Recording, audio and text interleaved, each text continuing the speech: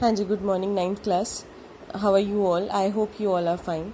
सो बेटे, कुछ बच्चों को न्यूमेरिकल में प्रॉब्लम थी, तो today is video for numerical. ठीक है, तो मैं एक बार दोबारा आपको रिवाइज करवा देती हूँ, बिकॉज साथ में एक टिश्यू वाला चैप्टर है, वो क्वेश्चंस आपको जस्ट लर्न करने हैं बायो के। ये थोड़ा कैलकुलेटिव है, तो हम इसकी एक बार दोबारा रिवीजन कर लेते हैं। ठीक है, अच्छे से देख लो।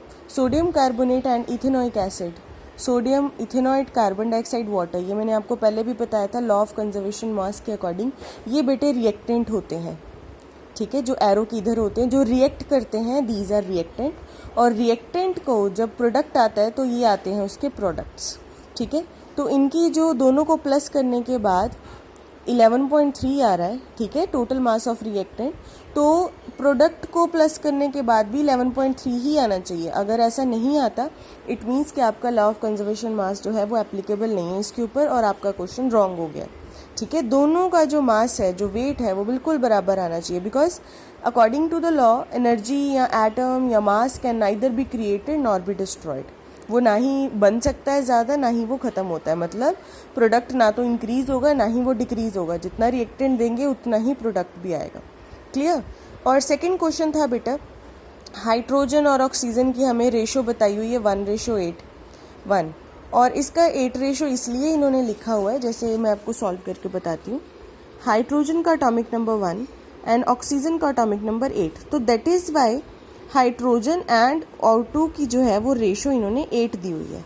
ठीक है, एंड आफ्टर दैट उन्होंने बोला है 3 ग्राम ऑफ हाइड्रोजन है, तो हमें ऑक्सीजन का बताना है। तो हमें उन्होंने क्या बोला है, 3 gram of H2 required how many oxygen. तो हम क्या करेंगे, 8 मल्टीप्लाई बाई 3/1, मतलब ये हो गया ना यहाँ पर, तो ये अपॉन में 3 चला जाएगा कि हमने इसको ग्राम में दिया, ये ऊपर चला गया। 8 मल्टीप्लाई बाई 3/1, तो 24 ग्राम ऑफ ऑक्सीजन, ये इसका आंसर है। ठीक है, ये आएगा कि अगर हाइड्रोजन 1 है तो ऑक्सीजन उससे 8 गुना है।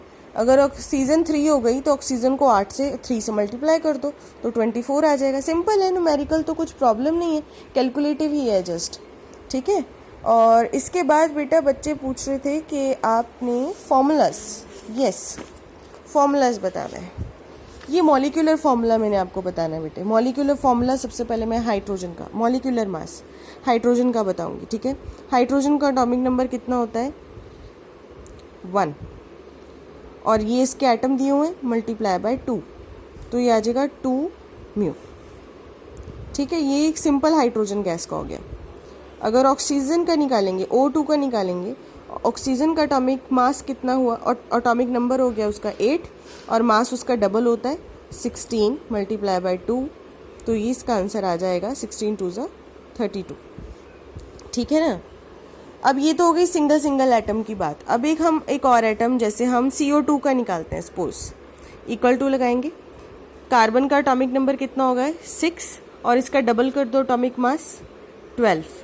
अब एटम से अगर एटम चेंज करेंगे तो प्लस का साइन आएगा।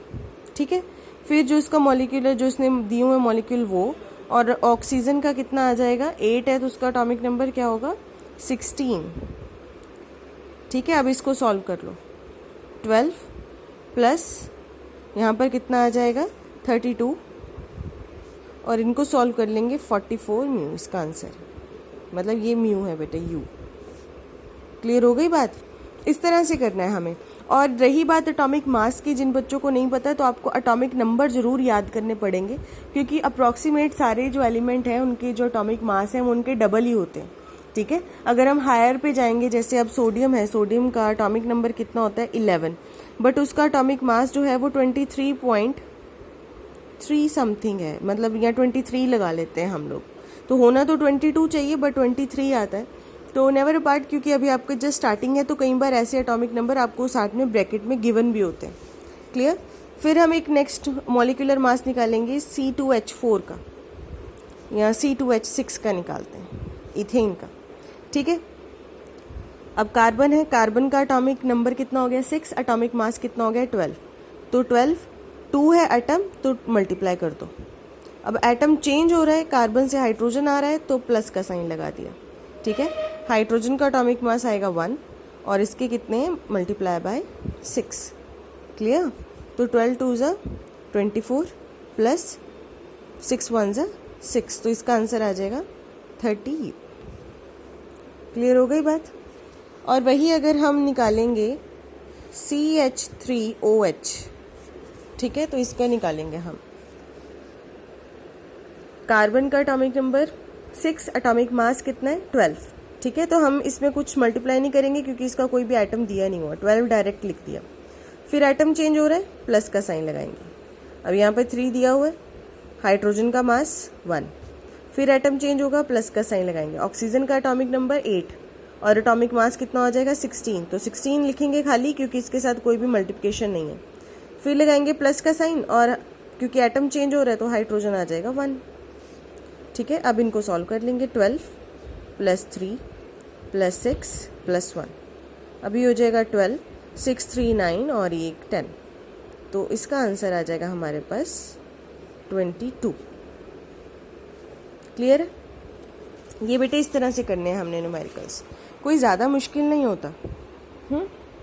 और जैसे ये है जिंक ऑक्साइड का दिया हुआ है, तो ओ का तो आपको पता ही होगा, जिंक का आपको गिवन दिया जाएगा बेटे, क्योंकि अभी थोड़ा नई नई एटॉमिक मास है ना, तो आपको ज़्यादा एटॉमिक मास लर्न नहीं होंगे, तो ये आपको गिवन दिया जाएगा।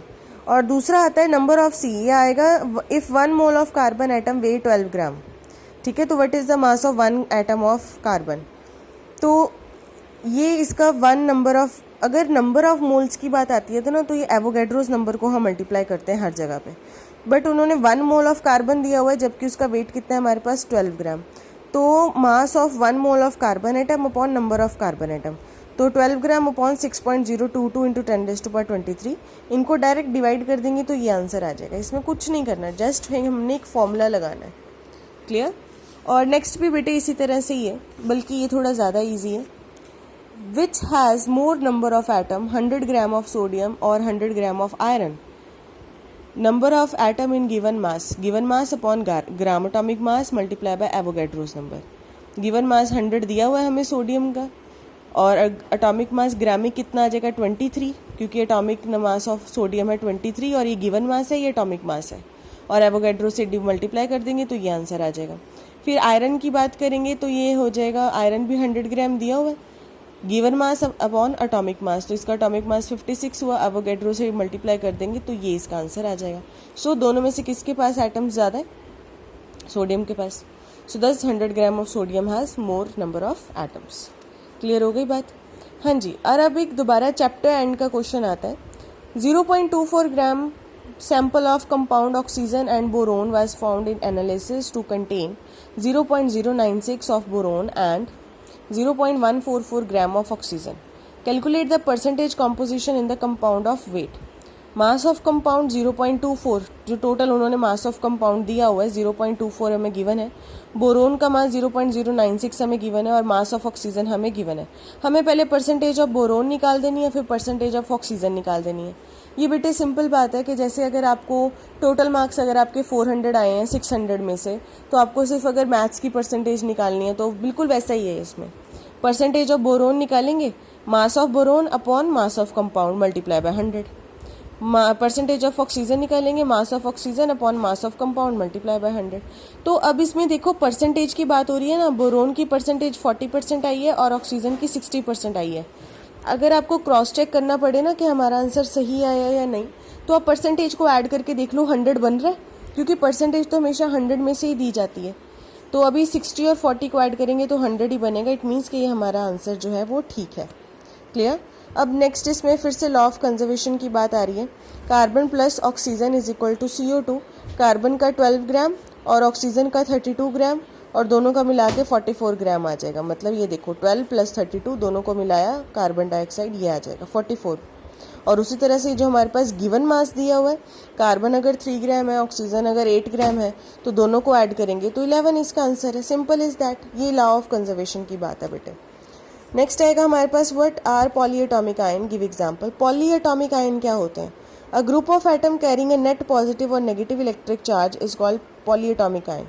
जिनके ऊपर नेगेटिव और पॉजिटिव चार्ज होता है तो वो पॉलीएटॉमिक आयन होंगे। ठीक है। फॉर एग्जांपल ये कार्बोनेट आयन CO3 और ऊपर 2 नेगेटिव, नाइट्रेट आयन NO3 ऊपर 1 नेगेटिव, अमोनियम आयन NH4 ऊपर 1 पॉजिटिव, फॉस्फेट आयन, मतलब जिनके ऊपर पॉजिटिव और नेगेटिव आयन आ जाते हैं ना, तो वो हमारे पास पॉलीएटॉमिक आयन आते हैं।